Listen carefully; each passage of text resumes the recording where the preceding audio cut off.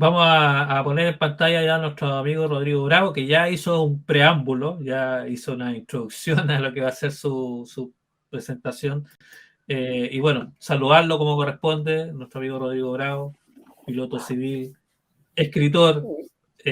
Ya perdí la cuenta ya, Rodrigo. ¿Cuántos son? ¿3 o 4 libros ya? No, de ufología llevo 3.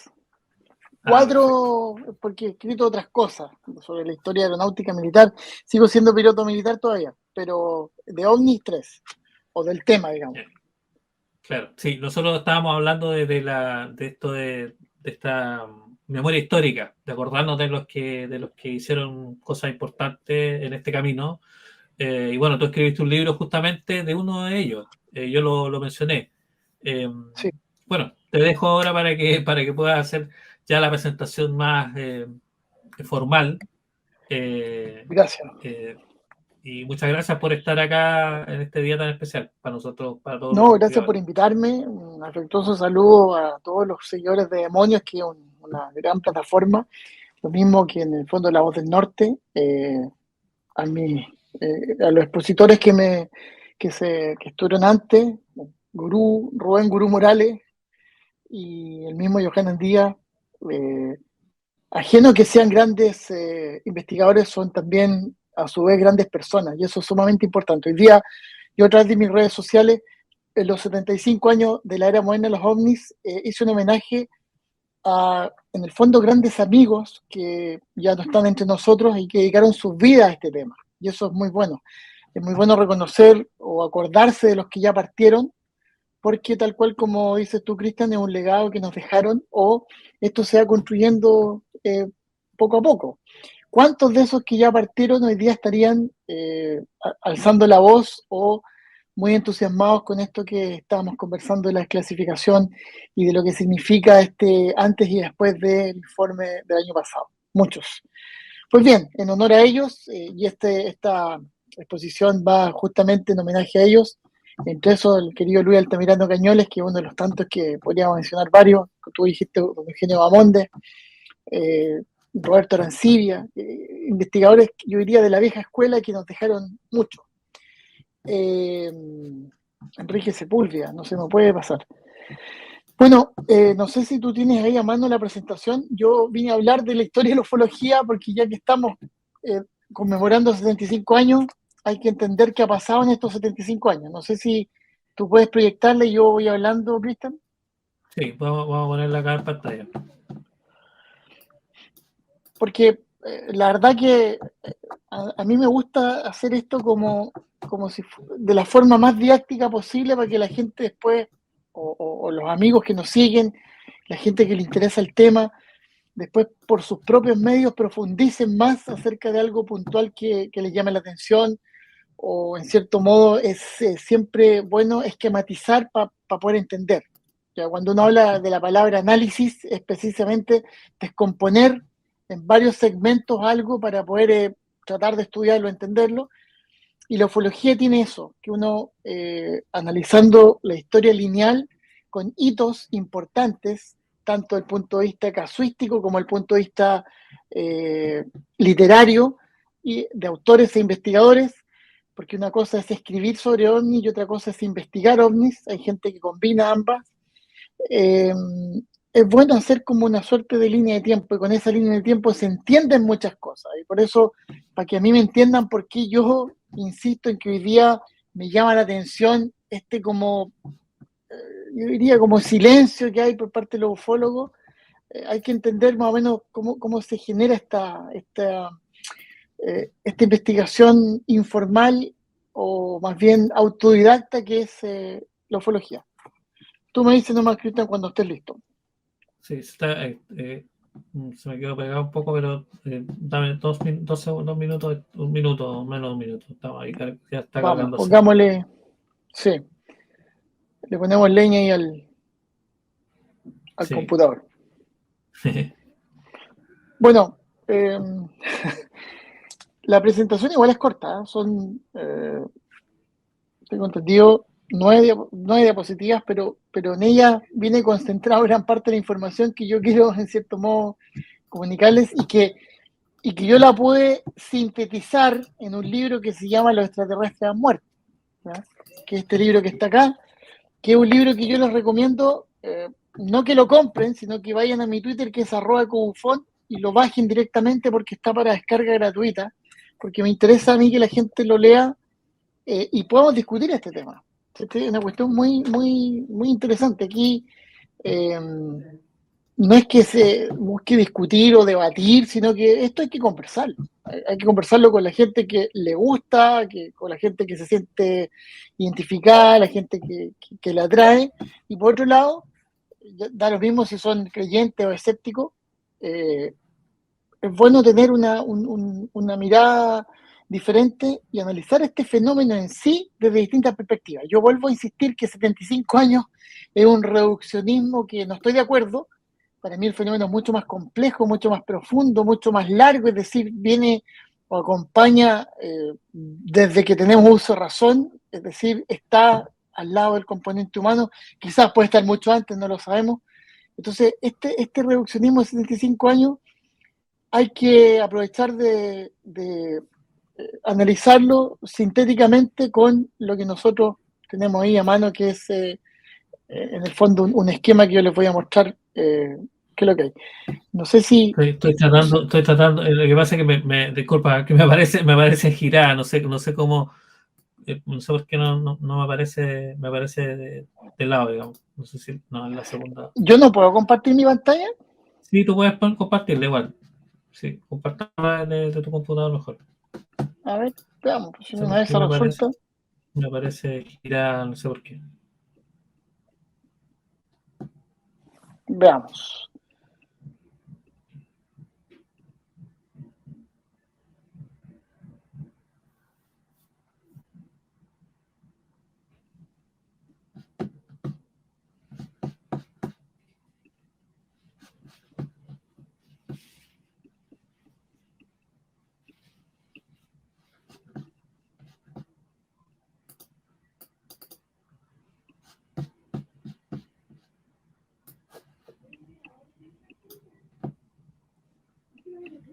¿Qué aparece?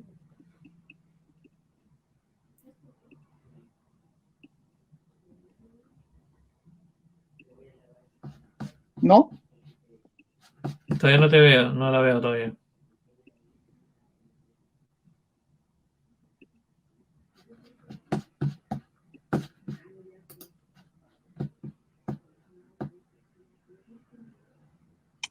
A ver.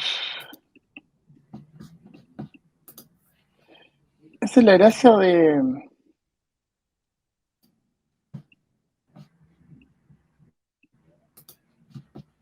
¿Sabes? Creo que la compartimos de la misma forma y no sé por qué ahora se ve girada. Estoy tratando de hacerlo de nuevo.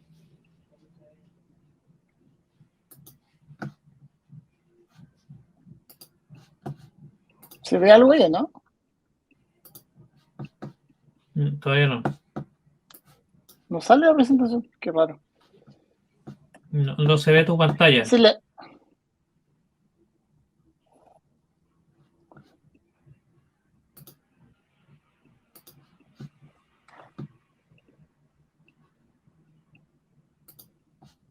No veo tu pantalla todavía. No, no puedo. No te deja.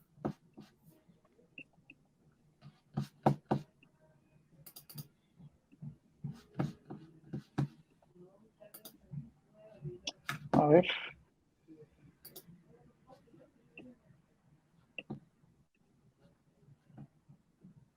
No, no me deja. Estoy tratando de copiarla de nuevo.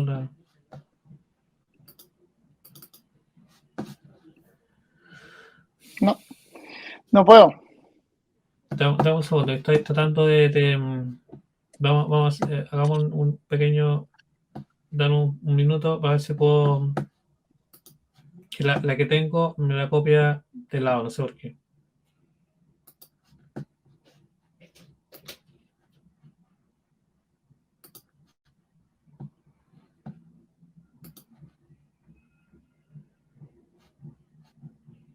Estamos. Ahí parece. Ahí parece que me lo... Voy a ver si lo logré. Por alguna razón me la... Ahí está. Ahora sí.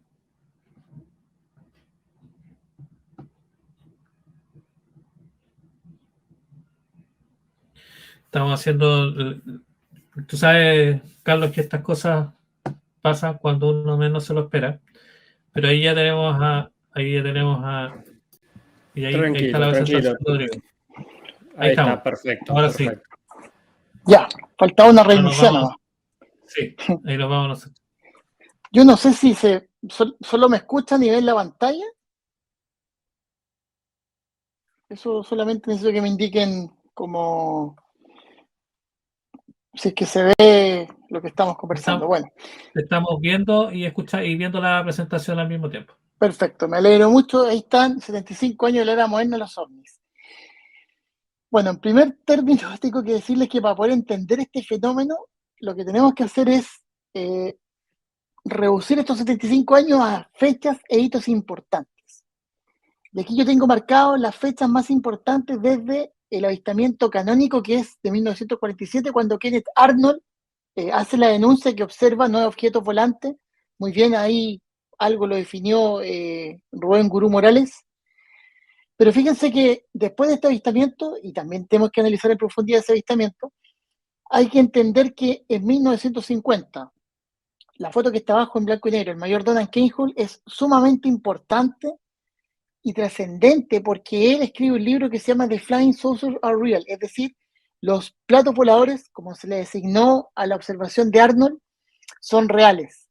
Y en ese texto, en ese libro, Donald Cahill, un mayor retirado de los Marines norteamericanos,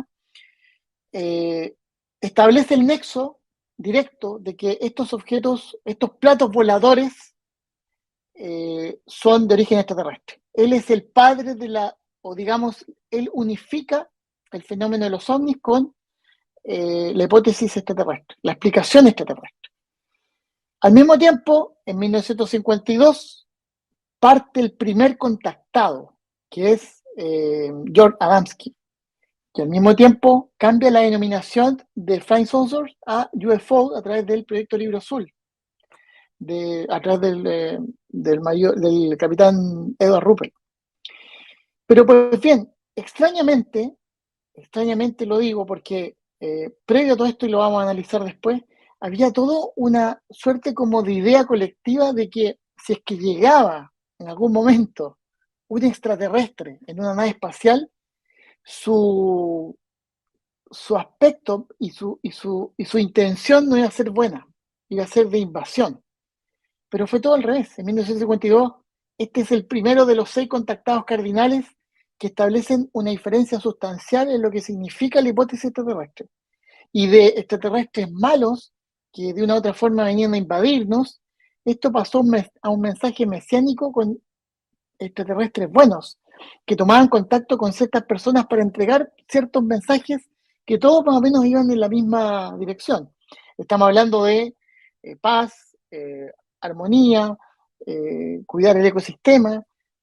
Hay que entender que esto es posguerra, post Segunda Guerra Mundial, post bomba atómica, inicio de la Guerra Fría, es decir, un complejo escenario, sobre todo para Occidente, donde se da este fenómeno en sí.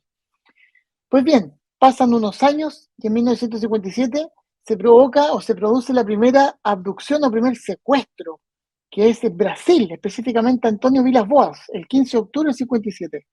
Pero como fue en Brasil y además fue una abducción extraña porque Vilas Boas no tan solo fue secuestrado, sino que además fue literalmente violado por una extraterrestre, esta abducción fue como dejada de lado por el conservadurismo de la época. Y en 1961, el 19 de septiembre, el matrimonio de Betty Barney Hill en Estados Unidos sufren la abducción canónica para Estados Unidos y nace completamente el concepto del secuestro, del secuestro alienígena. Pues bien, en este plano, donde ya el fenómeno de los platillos voladores pasó de llamarse UFO, y donde los UFOs de una u otra manera, en el, yo diría, común del pensamiento occidental, porque esto se dio primero en Estados Unidos, después se repartió a lo que era Europa y el resto de América, los ovnis eran extraterrestres. Pues en 1969 Jacques Vallée saca su libro Pasaporte Magonia, donde hace como un quiebre y parte con la parufología. Es decir, esto no era tan fácil de reducir en unas naves espaciales que venían con seres del espacio. Esto es mucho más profundo y Jacques Vallée hace una invitación a examinar todos los avistamientos, sobre todo en la Edad Media, o sea, previo a 1947, y hace el concepto de parufología, es decir, algo mucho más complejo, paralelo, inentendible para la inteligencia humana y que va más allá, de hecho, de nuestro entendimiento, de nuestra razón, pero que estaba presente, y que estaba presente no tan solo en la conciencia, sino que en la historia de la humanidad. Cuando ya estábamos hablando de extraterrestres, cuando estaba hablando de parufología, en 1977, específicamente, Michel Monnerie, que está ahí, que es muy difícil pillar fotos de él, escribe un libro, que primero fue un ensayo, después fue un libro, que se llama ¿Y si los ovnis no existieran?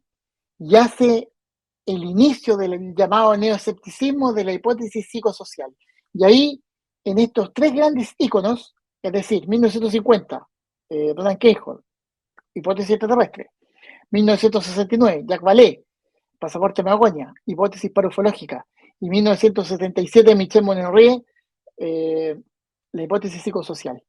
Ese es digamos, los tres grandes pilares con los cuales se sostiene el estudio de los ovnis.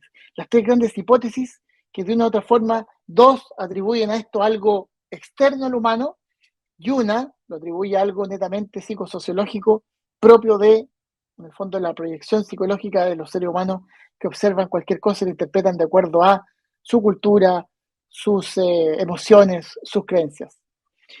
Pues bien, esto estaba, entre comillas, por supuesto que esto es sumamente acotado y resumido, pero como para entender un poco, esto estaba ligado a estas tres grandes hipótesis, y en 1981 Bob Hopkins publica un libro que fue un libro, yo también diría como que marcó la diferencia, con Missing Time.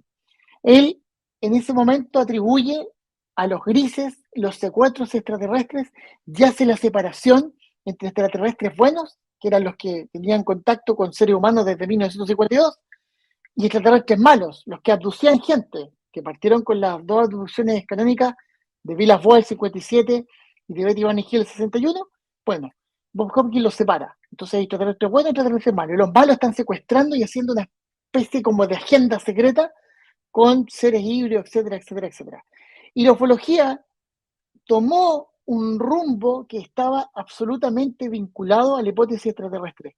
Es decir, en los congresos ufológicos del 80, pero específicamente del 90, el que no hablaba de extraterrestres o de abducciones estaba afuera. Incluso hasta la parufología era mirada como muy de lejos. Ahí todo era en razón de la hipótesis extraterrestre. Y eso se fue mancomunando con un hito importante que también la ufología a veces como que deja un poco de lado, que fue el 21 de diciembre del 2012. Desde mediados de la década del 2000, hablemos 2004, 2005, comenzó a hablarse del famoso calendario maya, erróneamente por supuesto, y que el 21 de diciembre del 2012 terminaba ese calendario maya y venía un cambio sustancial, energético de la conciencia humana. Y si bien la ufología estaba apuntada a las abducciones, como las abducciones empezaron a disminuir, empezaron incluso los propios avistamientos a disminuir, los registros de avistamientos a disminuir, esto tomó un carácter un poco más profundo y partió el concepto de alienígenas ancestrales, que hoy día es un programa donde varios de nosotros participamos, donde se da eco a que estos mismos seres ya venían en épocas pasadas interviniendo en la cultura humana. Pues bien, el 21 de diciembre del 2012 no pasó absolutamente nada. Es decir, todo siguió tal cual como pasa y como estamos hoy día. Y no hubo cambio energético, ni espiritual, ni nada. Ni llegaron los extraterrestres, ni se acabó el mundo. Ni llegó ni virus, ni nada. No pasó nada. Nada. Y esto volvió a ir nuevamente a pique. Estas hipótesis que yo les estoy conversando siguieron entremezclándose hasta el punto de inflexión, que son dos reportajes que salieron en el New York Times el 16 de diciembre del 2017 y el 28 de marzo del 2019, donde por primera vez se da a conocer de que existía un grupo o una organización de investigación que era el famoso ATIP, pero que iba de la mano con otros comités de investigación también norteamericanos, ¿no? Pero la diferencia es que aquí se está investigando esto desde una perspectiva militar y de defensa.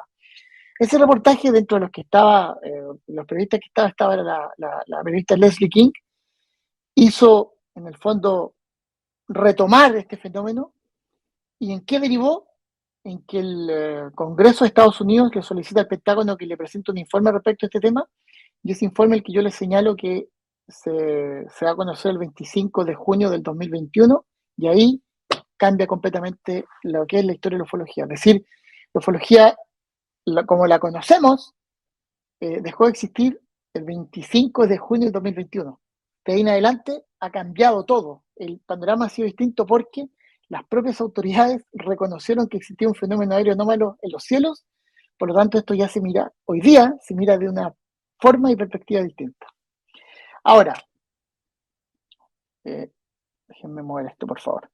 Para entender un poco cómo llegamos a los extraterrestres, porque uno dice, pero ¿cómo algo tan sencillo como el avistamiento de Kenneth Arnold llega a un punto donde ya todo es extraterrestre? Esto es un proceso. En la vida todo es proceso. Y todos son movimientos, ya sea comunicacionales, sociales. Lo que pasa es que hoy día nosotros no estamos acostumbrados a vivir procesos. Hoy día la globalización, como un fenómeno tecnológico, nos hace vivir el día a día de una manera muy intensa, pero nada más que eso. Y el ejemplo está muy en claro, y ustedes se podrán dar cuenta con lo que pasa, por ejemplo, en Ucrania. Hablamos de Ucrania desde el momento de la invasión por parte de los rusos, se tocó ese tema 1 o 2 meses, pero ya pasó a ser parte del día a día el saber de que hay una guerra y que hay cientos de personas, no tan solo militares, cientos de personas inocentes que están muriendo. Y eso ya pasó a ser parte de la normalidad y fue parte del pasado, siendo que es algo muy próximo. ¿Por qué? Porque el sistema global, el globalismo es eso, es información rápida e inmediata a tal punto que ya perdemos el horizonte. Bueno, antes del globalismo que parte el 2005 con el Net Day, antes de esta hiperconectividad global, existían los procesos culturales y uno de esos es este, específicamente la hipótesis extraterrestre. Ustedes me dirán, ¿pero cómo? Es un proceso. Partió con la idea que tenía Plutarco el año 90 después de Cristo, donde escribe un texto que dice, en la luna hay vida. Por lo tanto, ya se daba por hecho que existía vida fuera de la Tierra. Kepler lo menciona, ¿para qué decir Herbert Wells, ¿no es cierto?, con la Guerra de los Mundos en 1896, y para qué decir Charles Fort, con el mundo fortiano, ¿no es cierto?, con el libro Los Condenados en 1919. Todos ellos hablaban de vida extraterrestre, y esa vida extraterrestre sí o sí en algún momento tenía que hacer clic o tenía que hacer contacto con nosotros. Pues bien, Donald Keyhoe lo único que hizo fue unificar las piezas que ya estaban muy próximas y él solamente juntó el rompecabezas. Pero para poder llegar a juntar el rompecabezas, lo que hizo Donald Keyhoe fue simplemente tomar todo un proceso literario que venía desde la Guerra de los Mundos de 1898, complementado en 1919 con el libro Los Condenados, y una serie de revistas y de cómics, que era lo que en ese momento se llevaba, estoy hablando de 1926, 30, 35 y 46. Por ejemplo, ahí están las portadas de las revistas Amazing Stories. Si ustedes ven, ¿qué es lo que hay ahí? Hay naves voladoras con forma de platillos, barcos voladores, huevos o algún tipo de esferas con seres en su interior, ¿no es cierto? Y que de una u otra forma fueron dando esa idea de que en algún momento esas mismas naves que veían en los cómics o en las historietas iban a llegar. Pues bien, en 1947, Kenneth Arnold hace la denuncia de su avistamiento, sale publicado, pero es él, Ray Palmer, que el director o editor de Amazing Story, crea la revista Fate, y en 1948 la primera revista Fate sale con la portada, el avistamiento de Arnold, y esto se hace masivo. En 1948 se hace masivo. Y está en el punto que se hace masivo que las mismas autoridades norteamericanas, si bien con la denuncia, ¿no es cierto?, de Kenneth Arnold, comienzan el primer proyecto de investigación oficial, por supuesto en secreto, que era el proyecto Zinc. En 1948, después de Fate, sale el proyecto Crunch. Y dicen, esta cuestión, algo no cuadra acá, pero algo está pasando. Pues bien, en 1950, Donald Cahill escribe su libro The Flying Saucers Are Real, los platillos voladores son reales, haz la unificación extraterrestre, hasta que aparece el primer contactado, que es George Adamski, en 1952, y la historia ya es conocida por todos nosotros. Ahora, vuelvo a insistir, los extraterrestres que en cierto modo nacieron gracias a esta secuencia de cómics, a este hito que fue el libro de Donald Cahill, tienen también su evolución. Y aquí yo les señalaba, el primer contactado, porque todos los cómics hablan de una invasión, de una destrucción de la Tierra y cosas. Piensen ustedes que, por ejemplo, no se llegó a mezclar al punto que hoy día está, pero ya teníamos algunos textos de Lovecraft con el famoso horror cósmico. Y en cierto modo los cómics bajaban un poco el nivel del horror cósmico a la juventud, a la gente, a los niños que leían en esa época, incluso muchos adultos, y lo llevaban a la práctica. Pues bien, los platos voladores eran la consecuencia de esto. Y Adamski, el 20 de noviembre de 1952, hace un giro copernicano y cambia la historia.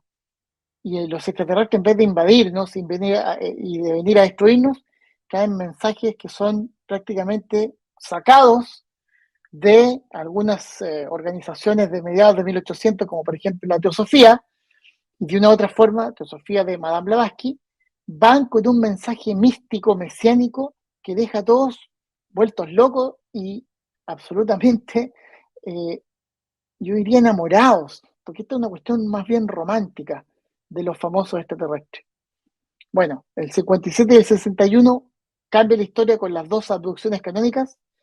Missing Time, que en 1981 hace la diferencia, pero ya había un investigador, James Harder, que en 1969, el mismo año que sacó Pasaporte Magonia Jacques Vallée, publica en una de las tantas congresos que tenía la APRO, que posteriormente fue transformándose en lo que hoy día es la MUFON, y ahí publica de que existían algo de 52 razas que nos estaban visitando. Por ende, vuelvo a insistir, desde el contactismo del 52 a las abducciones canónicas, la hipótesis extraterrestre era la única que validaba este fenómeno en sí.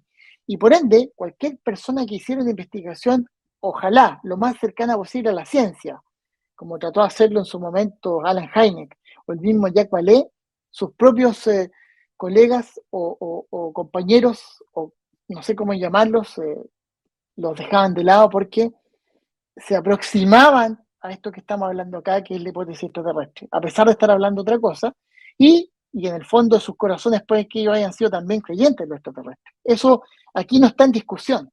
Lo que está en discusión es que acá claramente hay épocas y momentos que marcan estos 75 años de la era moderna de los ovnis y que llegan desde un inicio hasta un fin.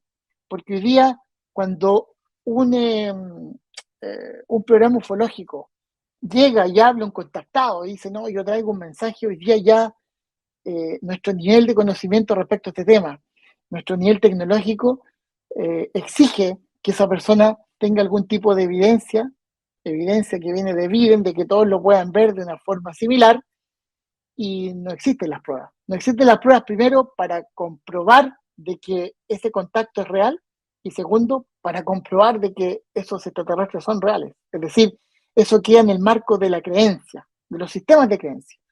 Si alguien quiere creer que estas naves, o estos aparatos, o estos fenómenos son extraterrestres, es problema de cada uno. Eso, aquí estamos en una sociedad libre, donde cada uno cree lo que quiera.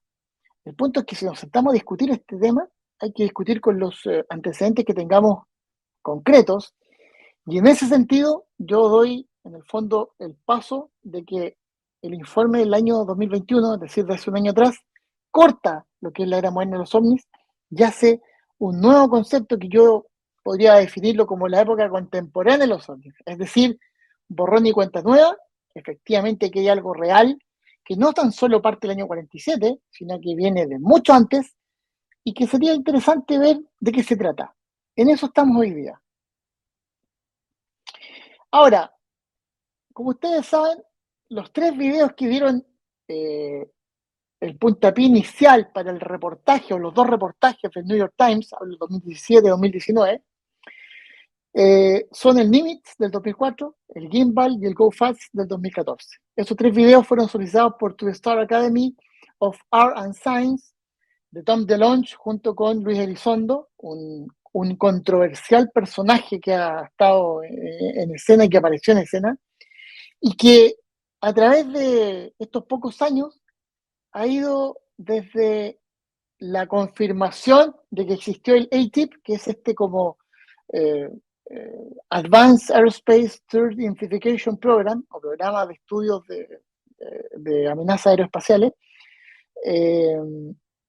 hasta el propio desmentido que de una u otra manera el mismo Pentágono hizo presente de que Luis Elizondo no estaba a cargo del ATIP y ni siquiera trabajaba en el ATIP, sino que trabajaba en el OSD, que es en el fondo la Oficina de Inteligencia de Naval, una cosa por el estilo, pero que no tenía nada que ver con los OVNI. Pues bien, esto quedó como ya medio nebuloso, porque obviamente Luis Elizondo sigue con una importancia, digamos, trascendental, en el sentido que está jugando a 2 bandas, a lo que dice por un lado la autoridad, pero por otro lado él quiere, entre comillas, desclasificar la información. Y de la nada, el Congreso toma carta en el asunto, le solicita un informe al Pentágono, y el Pentágono hace este informe y se reconoce oficialmente que esto es así, y se corrobora ahora este año 2022 con otro informe que hizo el encargado de Defensa Naval, es decir, el 17 de mayo de 2022. Hace muy poco, el subdirector de inteligencia de la Armada, Scott Bryant, hizo una exposición ante el Congreso señalando de que los fenómenos aéreos anómalos están registrados por distintos bienes de combate y que no se sabe lo que son. Cuando salieron los informes, los reportajes del New York Times, gran parte de la comunidad negacionista de este fenómeno, los escépticos negacionistas, que son con un grado de doctrina, dogma y militancia tan similar como un contactado, dijeron, esos videos no sirven y esta cuestión en realidad no son los gringos que están tirando bombas de humo. ¿Ah? Es algo que es de Estados Unidos, que se está, y por último es tecnología rusa o china, pero no pasa de eso. Pues bien, en el mismo momento que Scott Bryant está haciendo estas declaraciones ante el Congreso norteamericano, la misma NASA admite de que creó un grupo de administración y sincronización de identificación de objetos aéreos, es decir, de fenómenos anómalos, pero que ya llevaba un tiempo trabajándolo. Es decir, la NASA ya había tomado carta en el asunto porque, por muy repetido que parezca, ya habían ciertos videos que se habían filtrado donde en ciertas misiones espaciales aparecían fenómenos anómalos. Entonces, bueno, pero es que son todos norteamericanos, así que esto es algo que viene de afuera. Pues bien, el 11 de junio de este mismo 2022, Dmitry Rogozin, director general de Roscosmos, señaló que la Academia Rusa de Ciencias, la RAF, investiga los ovnis o investiga el fenómeno aéreo anómalo hace mucho tiempo atrás. Es decir, tenemos Estados Unidos, Francia, que ya está estudiando esto desde la creación del JPAN hace bastantes décadas, Rusia, que ya lo está estudiando, falta solamente la confirmación de China, y nos estamos dando cuenta que volvemos a repetir el mismo modo operandi que se hizo cuando apareció el Foo Fighters en la Segunda Guerra Mundial. Los ingleses decían que eran alemanes y los alemanes decían que eran ingleses, todos se tiraban para un lado la pelota cuando resulta que termina la guerra y nadie tiene idea de qué es lo que eran esos globos o cazas voladores. Pues bien, aquí entramos a la misma dinámica, donde vemos un fenómeno aéreo anómalo que está invadiendo o estando en los espacios aéreos, generando ciertas perturbaciones al espacio aéreo, porque el espacio aéreo es un lugar donde circula tránsito aéreo y anualmente hay 36 millones de operaciones aéreas. Ahora por el tema pandémico se redujo, pero de aquí al 2030 tiene que duplicarse, por lo tanto el 2030 va a haber 70 millones de operaciones aéreas al año, lo que significa promedio más o menos entre 100 y 120 operaciones por segundo, y esa saturación requiere de un ordenamiento mucho más disciplinado que el que tenemos hoy día. Resulta que si se meten a estas cuestiones, que no tenemos idea de lo que es, obviamente va a causar un estrago y una situación anormal que en el fondo es un incidente de vuelo. Y hay todo un estudio de lo que significa la seguridad operacional, el peligro, los riesgos, etcétera, etcétera, etcétera. Por ende, y para concluir, este 75 aniversario para mí es un aniversario distinto. Aquí estamos frente a la desclasificación oficial de que el fenómeno es real, ya no hay duda al respecto, ya nadie puede discutir o decir esto no existe. Esto está, ya ha estado. Ahora viene el paso siguiente y tal cual como dice la pregunta final, ¿qué es lo que sigue? No lo sabemos, pero claramente está direccionándose hacia un lugar que es poco a poco ir develando algo que está aquí, que ha estado presente y que de una u otra forma llega el momento en que ya empecemos a trabajar con la verdad y, bueno, reconocer ya que existe un fenómeno es el primer paso. Lo que viene hay que dejárselo a la historia y veremos si el próximo año cambiamos un poco la configuración de esta misma presentación y hacemos presente de que hay algo mucho más profundo. Muchas gracias.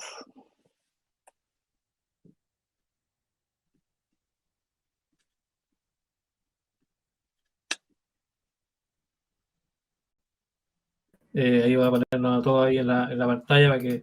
Oye, la pregunta final, claro, uno se ve, y la primera pregunta que uno se hace, ¿cuál va a ser el rol de los investigadores privados, independientes como nosotros, en este nuevo camino? Porque, claro, cuando uno dice está el Pentágono, está la NASA, están todos los organismos que tienen los recursos y tienen, digamos, la llegada y la posibilidad de investigar en otro ámbito, ¿cuál podría ser el rol que juguemos nosotros los investigadores independientes? Esa es la primera pregunta que se me viene a la mente después de escuchar tu presentación, que es un detalle pero increíble de cómo pasaron todos estos años y llegamos a lo que estamos hoy, y uno dice, bueno, ¿en qué momento estamos ya en este escenario, en este nuevo escenario del fenómeno?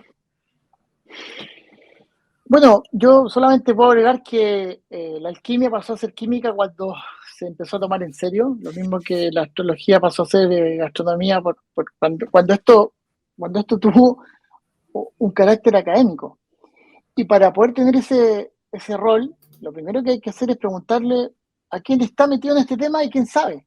Y hay que ahí hacer una palabra que hoy día está políticamente incorrecta, que es discriminar. Hay que discriminar qué caso es útil para lo que se está estudiando y cuál no nos sirve y lo podemos dejar de lado. Ahí recién vamos a empezar a hablar. Entonces, hay que ir depurando.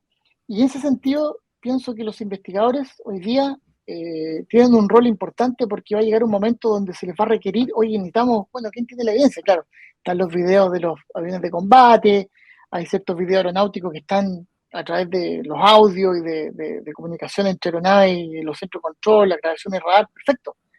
Pero hay mucho material que tienen los investigadores, tanto casos, yo diría, importantísimos, casos íconos, que han investigado desde el punto de vista civil o desde el punto de vista, yo diría, particular, y otros que son mixtos, es decir, en ese sentido, la ufología aeronáutica ha permitido esa apertura mixta entre lo que es algo técnico con algo que es vinculado netamente al mundo ufológico. Entonces, el investigador hoy día tiene que estar preparado para cuando llegue un momento le van a decir, oye, ¿tú tienes algún par de casos que nos puedas, por favor, exponer y empezar a juntar ese material y de alguna u otra forma hacer una gran base de datos donde hay que empezar a profundizar este fenómeno? Si aquí, una de las gracias que tiene el fenómeno OVNI es que es muy disperso y muy diverso. Yo insisto, al encasillarlo en una sola explicación también cometemos un error más o menos importante, por eso es bueno abrirse y diversificar en que hay manifestaciones que son naturales, son propias de la naturaleza, que hay otras que no, donde hay claramente tecnología detrás, y esa tecnología llega a un punto donde tú dices, bueno, esto es humano, no es humano, y eso va a tener que ser preguntas incómodas que vamos a tener que trabajarlas. Y claramente ese trabajo tiene que ser mancomunado entre el mundo académico, que alguna vez tiene que entrar en este tema, el mundo aeronáutico y militar, y por supuesto el mundo civil, que en fondo son los investigadores, como tú señalas, Cristian.